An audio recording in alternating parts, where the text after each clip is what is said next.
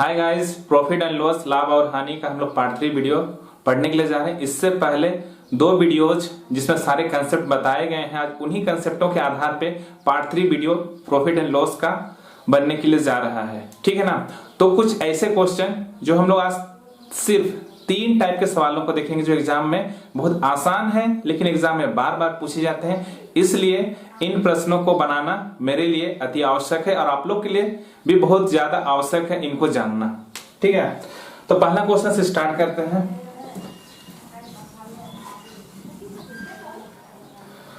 चालीस वस्तुओं का लागत मूल्य को ही क्रय मूल्य कहा जाता है। तो 40 वस्तुओं का क्रय मूल्य को सीपी बोलते हैं।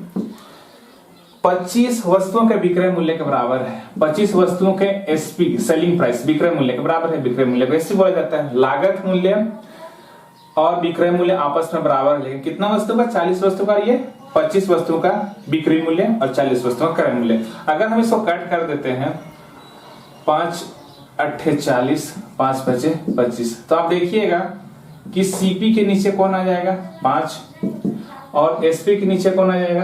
8। ये मल्टीप्लाई में है तो हम कर सकते हैं कि 5 को नीचे लिख लें, 8 को नीचे। तो सीपी का वैल्यू 5 हो गया और एसपी का वैल्यू कितना हो गया? 8 हो गया। अगर आपको ये समझ में नहीं आ रहा है तो हम ऐसे कर सकते हैं सीपी बाई एसपी। तो हम इसको अगर लिखना चाहेंगे तो कितना लिख सकते हैं? 5/8 लिख सकते हैं। तो वही चीज है, लेकिन अगर हम ऐसा लिखते हैं इसको तो आप लोग को शायद समझ में ना आए, इसलिए हम इसको क्या कर दिए, इधर का मल्टीप्लाई इसके लिए होगा और इधर का मल्टीप्लाई इसके लिए होगा। तो उससे क्या फायदा होगा हमको कि 5 रुपया का सामान को हम 8 रुपया में बेचेंगे तो हम लोग साफ साफ देख सकते हैं कितना का प्रॉफिट हो रहा है? 3 का प्रॉफिट हो रहा है, मतलब कि लाभ हो रहा है। ये तो पक्का पता चल गया लाभ हो रहा है, तो हमको लाभ प्रतिशत निकालना पड़ेगा। अरे क्रय मूल्य 5 है, विक्रय मूल्य कितना? 8 है। तो 5 का सामान 8 में बेचेंगे तो 3 का फायदा ना हो रहा है, तो 3 का प्रॉफिट हो रहा है। किसमें? हम तो पहले भी बताए थे, अभी भी बताए हैं, पूरा चैप्टर में लाभ और हानि में बता दे रहे हैं। हमेशा लाभ प्रतिशत या हानि प्रतिशत क्रय मूल्य पर ही निकाला जाता है। तो सीपी कितना है? 5 है। कोई सा भी संख्या रहे, हमको अगर उसको प्रतिशत में बदलना है कितना से गुना करते हैं?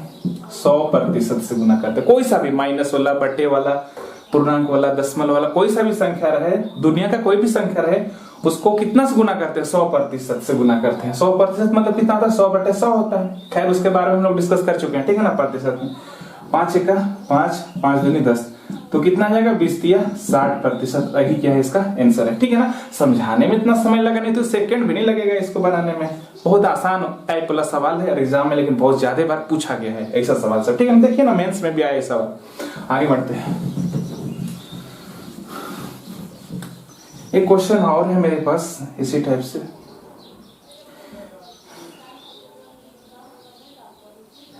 चालीस वस्तुओं का विक्रय मूल्य, 40 वस्तु का बिक्री मूल्य।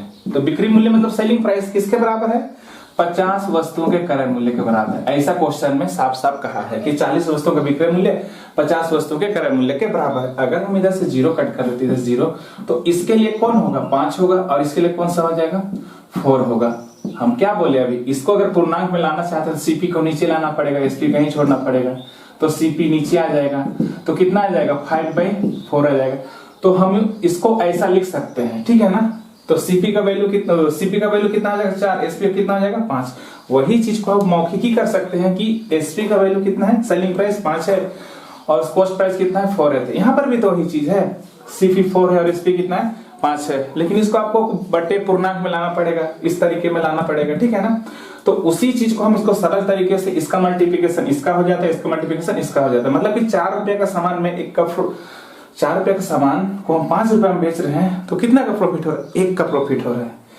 खरीदने वाला दाम से कंपेयर करते हैं बेचने वाले दाम को, तो खरीदने वाला दाम 4 रुपया है, बेचने वाला दाम कितना है? 5 है। तो कितना का प्रॉफिट हो रहा है? 1 का प्रॉफिट हो रहा है। किसमें? क्रय मूल्य के विक्रय मूल्य में। क्रय मूल्य में तो हमेशा प्रॉफिट हो रहा है, जिसको क्या निकलेगा? लाभ प्रतिशत। तो किस में हो रहा है?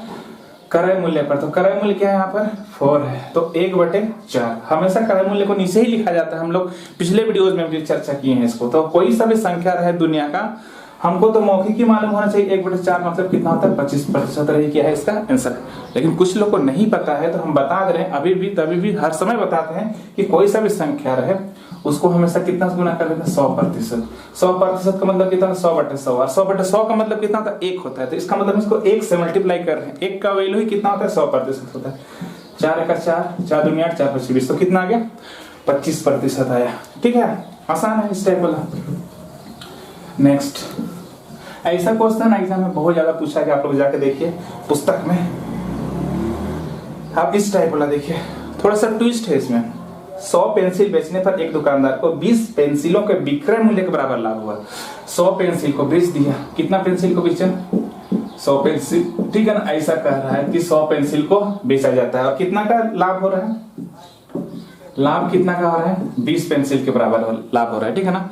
एक बात बताइए, अगर हम 100 पेंसिल को बेच रहे हैं और 20 पेंसिल के बराबर लाभ हो रहा है, तब खुद मौखिक ही समझ सकते हैं कि खरीदा कितना होगा वो 80 पेंसिल। बोलिए कितना पेंसिल खरीदा होगा 80 पेंसिल, मौखिक ही। कैसे, अरे 80 पेंसिल खरीदेगा, 100 पेंसिल बेचेगा, तब ना 20 पेंसिल के बराबर लाभ होगा। 80 का सामान अगर पेंसिल को हटा देते हैं, ऐसे भी सोचते हैं कि 80 रुपए का सामान अगर 100 रुपए में बेचते हैं तो आपको 20 का क्या हो रहा है प्रॉफिट हो रहा है। 80 आया कहां से है, हम इसको माइनस कर देंगे। प्रॉफिट रहेगा तो माइनस करेंगे और लॉस रहेगा तो हानि रहेगा तो क्या करेंगे प्लस कर देंगे। तो 80 का सामान 100 में बेचना, तो सही में कितना का लाभ हो रहा है 20 का लाभ हो रहा है। तो हम अभी तुरंत बताए कि अगर लाभ प्रतिशत निकालना रहेगा तो लाभ को ऊपर लिखते हैं और किस पर निकाला जाता है सीपी पर। तो सीपी को कहां लिखेंगे 80 को नीचे लिखेंगे, तो 20 का 20 20 के 80। अभी तुरंत देखे जस्ट इससे पहले वाले वीडियोस में कि 1/4 मतलब कितना होता है 25%। फिर भी हम लिख देते हैं आप लोगों की संतुष्टि के लिए कि 1/4 गुना 100%, 2 दूनी 4 2 5 10, तो कितना आ जाएगा 25%। आए समझ में। ये नहीं दिया हुआ था, इसको हम फाइंड कर लिए, वैसा ही करना पड़ेगा। एक क्वेश्चन हानि से है, ठीक है ना, एक क्वेश्चन हानि से है, उसको देखते हैं। मिटा दे इसको, ठीक है ना। एक क्वेश्चन आने से 21 चीजों को बेचने पर, कितने चीजों को बेचने पर बोल रहा है 21 चीजों को, कितना का हानि होता है। हानि कितना दिया हुआ है 3 चीजों के विक्रय मूल्य के बेचने पर। एक बात बताइए 21 सामान बेच रहे हैं, 3 चीज का हानि हो रहा है, इसका मतलब हुआ कि जो कॉस्ट प्राइस होगा कितना होगा 24 होगा। क्यों 21 और 3, अभी तो जस्ट बताएं कि लाभ रहेगा तो माइनस कर देना है, हानि रहेगा तो क्या कर देना प्लस कर देना, तब ना 24 का सामान हम 21 में बेचेंगे। सामान को भूल जाइए, ज्यादा कंफ्यूजन हो रहा है तो सामान को भूल जाइए। 24 रुपए का सामान को हम 21 रुपए में बेचेंगे तो हमको कितना का घाटा होगा 3 रुपए का घाटा होगा। कैसे पता चला कि हम जोड़ दिए, जबकि प्रॉफिट में हम क्या करते थे यहाँ पर माइनस करके लिखते थे, सीपी निकालते थे। तो अभी हमको क्या निकालना पड़ेगा हानि प्रतिशत। तो एक बात बताइए, हानि प्रतिशत जब भी निकालना रहेगा हानि को ऊपर लिखेंगे, बोलिए। और किस पे निकाला जाता है सीपी पे निकाल, सीपी कितना है 24, तो 3 × 3 3 × 24, तो 1/, कितना आ गया 8 आ गया। 1/8 का मतलब कितना होता है, का मतलब कितना होता है 12.1/2%। तो आप लोग के संतुष्टि के लिए हम 100 से गुना कर देते हैं, ठीक है ना 100। तो 4 दूनी 8 4 दूनी 8 4 5 20, 25/2 है। अगर इसको हम डिवाइड करेंगे तो कितना आ जाएगा 2 × 2 2 दूनी 4, जितना बचता है ऊपर जितना भाग देते हैं उसको नीचे, तो 12.1/2% रही क्या इसका आंसर, ठीक है। आए बात समझ में, ठीक। और एक टाइप का देखते हैं।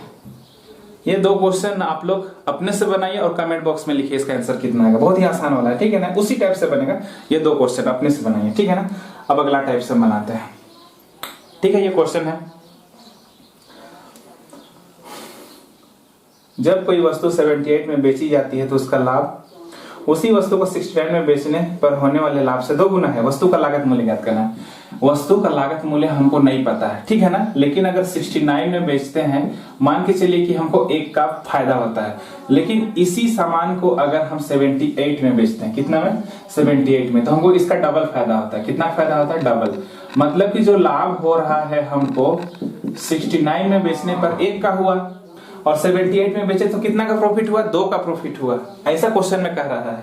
तो एक बात बताइए, जब यहाँ ही 1 हो गया, यही वाला 1 हो गया, तो यहाँ कितना होगा 1 होगा, तब तो पूरा मिलकर कितना हो जाएगा 2 हो जाएगा। बात समझ में आए, यहाँ से यहाँ कितना है 2 है, यहाँ से यहाँ कितना है 2 है, यही मेरा 1 हो गया तो यहाँ कितना होगा 1 होगा, तब तो पूरा टोटल मिलकर कितना हो जाएगा 2 होगा। 2 तो है ही, 2 तो है ही।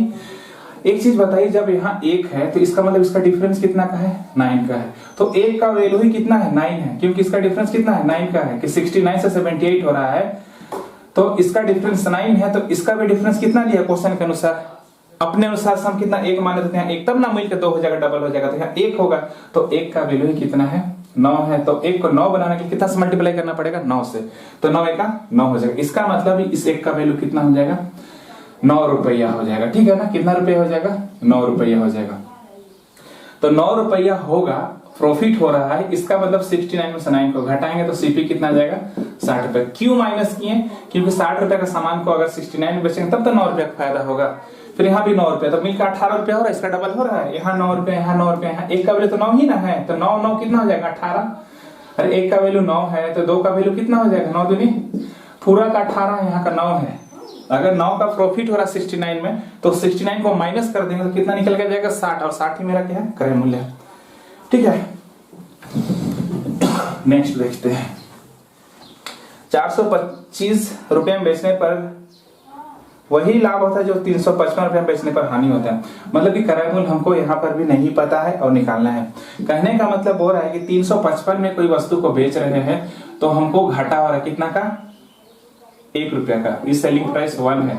ठीक है ना, इसी वस्तु को अगर हम बेचते हैं 425 में तो कितना का, 1 का फायदा हो रहा है। कहने का मतलब 10 रुपया का हानि हो रहा है तो 10 रुपया का लाभ हो रहा है। लाभ और हानि आपस में क्या है, बराबर है, तो 1 का हानि हो रहा है, 1 का क्या हो रहा है, हम अपने समान है, इससे पहले वाला में भी 1 अपने समान थे।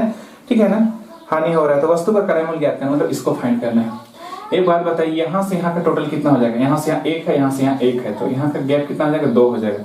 फिर यहाँ से यहाँ का गैप कितना हो जाएगा, बोलिए, मतलब 355 और यहाँ 425 है, तो इसका अगर गैप निकालना है तो हम इसका डिफरेंस निकाल लेंगे, तो 355 से क्या कर देंगे माइनस, तो कितना जाएगा 0, फिर कितना जाएगा 7, यहाँ से यहाँ का गैप हमको देखेंगे तो कितना आ जाएगा 70, तो इसका मतलब कितना गुना है 35, 35 गुना कितना आ जाएगा 17, 2 3 6 2 5 10, इसका मतलब 1 का वैल्यू कितना हो जाएगा 35, इसका 1 का वैल्यू कितना हो जाएगा 35 होगा। एक बात बताइए, 355 रुपया में बेच रहे हैं तो आपको 35 का क्या हो रहा है, हानि हो रहा है, तो क्रय मूल्य कितना हो जाएगा, तो क्रय मूल्य बड़ा होगा, विक्रय मूल्य छोटा होगा, तो इसको जोड़ देते हैं, 355 और 35 कितना हो जाएगा, 5 5 10, 5 3 8 अरे 9, तो 390 रुपया। कहने का मतलब 390 रुपया का सामान को अगर 355 में बेचेंगे तो एकदम जाहिर सी बात है कितना का हानि होगा, 35 रुपया का हानि होगा। उसी प्रकार से अगर यहाँ से भी हम ला सकते हैं 4, इसको बिठा दे, अब तो यहाँ से भी ला सकते हैं, 425 से भी हम ला सकते हैं, लेकिन 35 में माइनस करेंगे तो कितना आएगा, 390 ही आएगा।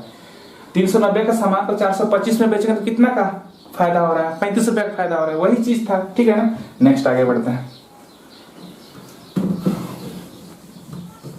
इसको देखिए, ये भी उसी टाइप से है। ठीक है ना, सीबी हमको नहीं पता, एक बार हानि हो रहा है उतना ही हानि हो रहा है, डबल डबल कुछ नहीं बोला है इसमें। ठीक है ना, 545 में बेचने पर क्या हो रहा है, हानि हो रहा है 1 रुपये का, मान 1 यूनिट का। उसी प्रकार से 625 में उतना ही क्या हो रहा है, लाभ हो रहा है, यहाँ प्रॉफिट हो रहा है, यहाँ हानि हो रहा है। लेकिन यहाँ से यहाँ का गैप देखेंगे तो कितना होगा, 2 होगा, और इसका अगर हम रुपया में गैप देखेंगे तो कितना का, यूनिट का गैप हो गया ना 2 का, रुपया में गैप देखेंगे तो कितना हो जाएगा।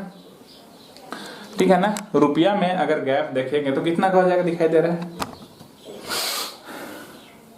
545 को क्या कर देंगे माइनस, तो कितना आ जाएगा 080, मतलब कि 40 दूना कितना होगा 80, ये 40 का है, 1 का यूनिट कितना, 1 यूनिट का वैल्यू कितना है 40 है, तो 545 इसको जोड़ देते हैं क्योंकि हानि हो रहा है, तो कितना हो जाएगा 5 और 4 4 8, कितना 585 हो जाएगा, 585 हो जाएगा। लेकिन बोल रहा है कि 65 रुपए का लाभ प्राप्त करने के लिए, कितना रुपया का, 65 रुपए का लाभ प्राप्त करने के लिए उसे कितना बेचना होगा, तो इसका मतलब 585 में हमको 65 का फायदा चाहिए, तो हम 65 क्या कर देंगे, इसमें जोड़ देंगे। ठीक है ना, तो जोड़ेंगे तो कितना आ जाएगा 5 5 10, 8 6 14 और 1 15, मतलब कि 650 रुपया में हमको क्या करना पड़ेगा, बेचना पड़ेगा, और यही क्या है आंसर है। अरे 585 का सामान को 650 में बेचेंगे तब ना 65 का फायदा होगा।